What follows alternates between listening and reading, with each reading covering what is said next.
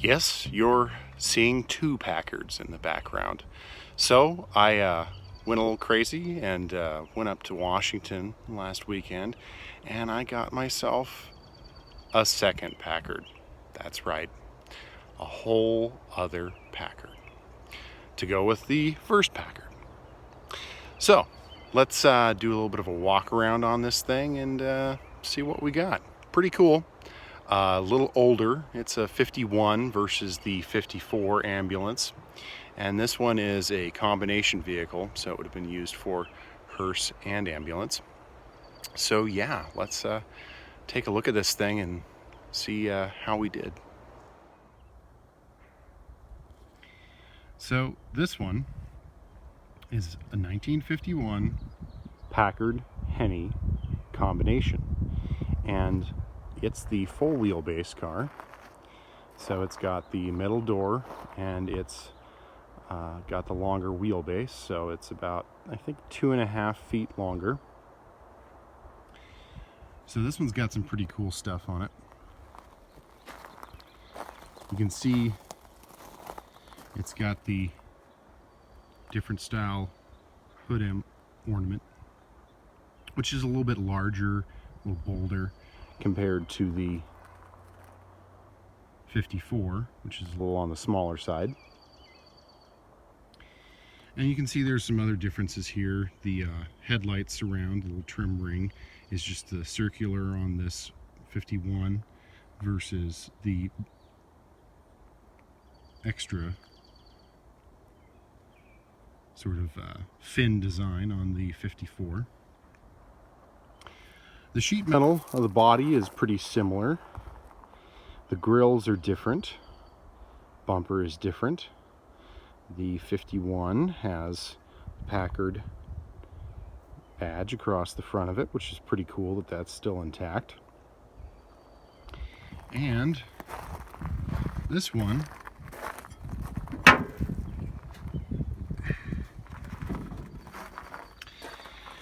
actually still has the engine in it,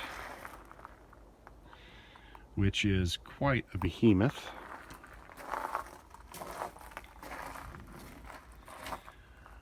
A straight 8, 327 cubic inches. And believe it or not, this thing actually does turn over by hand, so it might run again. We don't know.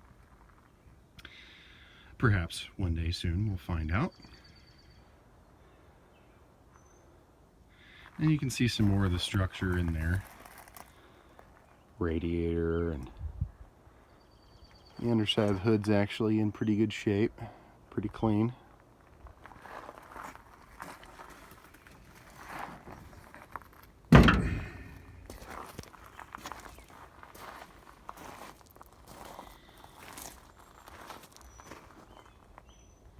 Now the glass on this one, there's some problems. Unfortunately, you can see we got a crack in the windshield right there. And we got a crack in this driver's side door. This is pretty easy to deal with. You can have flat glass recut relatively easily to any shape or size you need. So that's not too big a deal. Looks like we got a little bit of delamination occurring in the wing window as well. But the really important glass, this back corner window, the back door, and the other side are all in excellent shape, which is really fortunate because these are the impossible pieces of glass. And the windshield, even though it's cracked, we can actually survive that because the windshield would be the same as a factory car would have. So it's possible to find that piece of glass.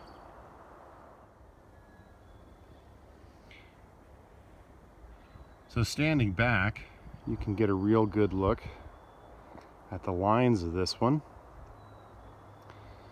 There's some pretty good body damage to the lower fender right here, And unfortunately that coincides with the Henney emblem, which is basically destroyed in this case. And you can see there's some more sheet metal damage here. The front of that door edge is kind of crunched over here, which makes it so that the front door doesn't open all the way. And so far we haven't gotten this side door to open up. Maybe just locked. These side doors, the two doors in the middle, are actually suicide doors, which is a factory feature on one of these cars. Kind of cool, kind of unusual. I really like the design of this trim on the body here. It's got sort of the spear look to it on the front and kind of mimics the design of the hood ornament you can see. So one of the fun facts about this particular car is that we believe this was also a military vehicle. So we think that that was from a military base. This ambulance in the background was from a military base in Oregon. And I believe that this one was from a military base in Washington. So that's pretty cool. Kind of unusual to see them like this, which is probably why this particular vehicle is painted green. Not the most common color for a hearse or ambulance or a combination vehicle, but because it's an army vehicle, the green makes sense. And eventually, when I end up putting this car together, I'll probably paint it some sort of green to kind of match that theme. Some other interesting trivia about this particular body style is that in the 1980s there was a kind of cheesy horror movie called The Hearse, and it featured a 1952 Packard Henney Hearse. So this looks a lot like the 52 model. So I'm kind of excited to have a car that matches sort of, you know, hearse history and hearse memorabilia, which is pretty neat. So let's go ahead and take a look at some of the interior of this thing.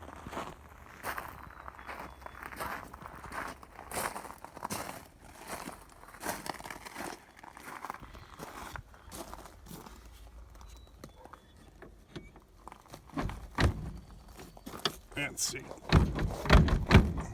That one's pretty tight to get open, but let's try this one. All right. So here we go. As you can see, this one needs some serious cleaning out. Now, what's kind of cool is that we have some taillight parts and some front grille parts here. This is actually where the hood would have latched.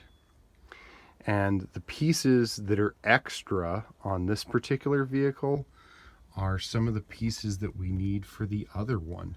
So that's pretty cool that we kind of got lucky there.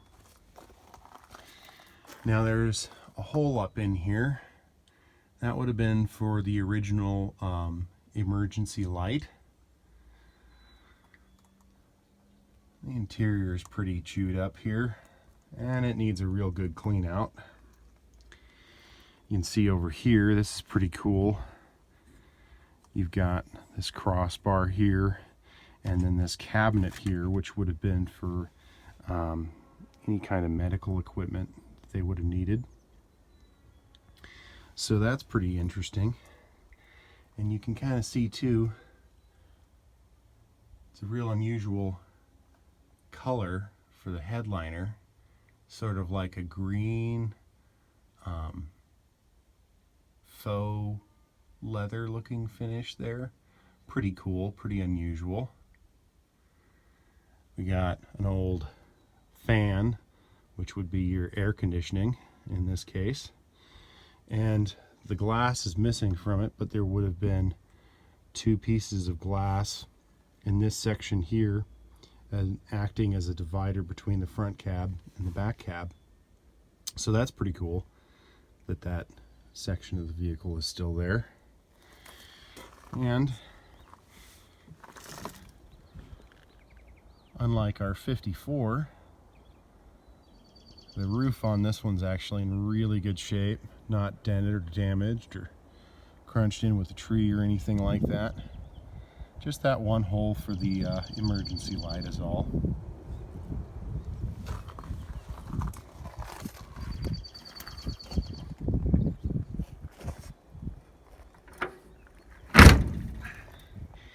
And I really like the chrome designs around the windows, the door handles. Very cool. It's got a real sleek sort of rocket ship style to it. Very cool indeed. So, with these two vehicles in my possession now, I think what I'm probably going to eventually end up doing, since now I have this piece of glass, is I'll probably use this piece of glass to repair the ambulance so that the ambulance has a complete set of glass. And then I'll probably fill this one in where the windows in the back would have been and set this one up more like the hearses were, with a full panel and a landau bar. This would be an opportunity for me to save the rarer of the two cars, as there was only 120 of the ambulances made, and there were about 401 of these made in 51. So I think that's probably what I'll do eventually, but we'll see. And let's go ahead and take a quick look inside the front of this one.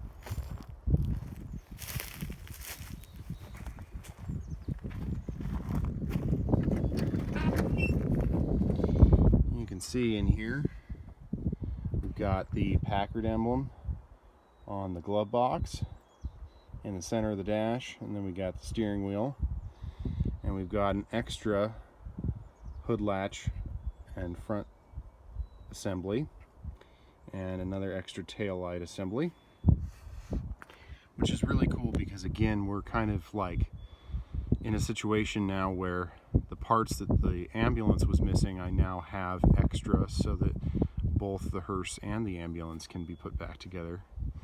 And this one again has the engine in it, whereas the ambulance has no engine in it. So it's looking like between the two of them I might have enough parts to make a mechanically sound version. We'll see what happens. But pretty cool to have been able to find another one, and not in too bad condition. It's pretty cool to see both of them sitting here on the pad together, and I'm excited to know what I'm going to be able to do with them. Honestly, it was kind of a crazy and fun adventure going and acquiring this one. It was like a 6-hour drive up to Washington and a 6-hour drive back. Did the whole thing in one day. Did it by myself. It was pretty crazy. I'm glad I did. I think the opportunity to get one like this is crazy. And to be able to have gotten two of these cars within just a few weeks of each other, I don't know how I could have possibly done it again. And I got them for a reasonable price, which was really cool too.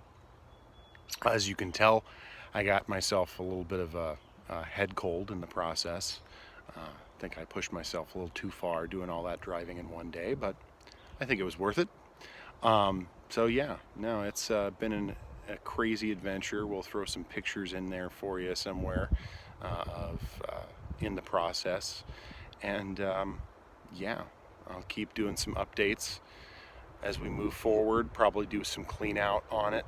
It's got some wasps living in it, so we're going to have to do a clean out on that for sure. And then just get rid of some of the trash and garbage that's in there. And as I've talked about before, I like to name my cars. We know that the 54 here is Packard, and for those of you who know your science fiction history and science fiction movies and stuff, You'll understand why I've decided to name my new hearse here Rachel. So Deckard and Rachel. The Packard professional cars that I have acquired, and I will one day figure out what I'm going to do with them. But until then, we'll keep doing updates as we fix things and change things on them, and bring them a little bit further into the future. Have a good one.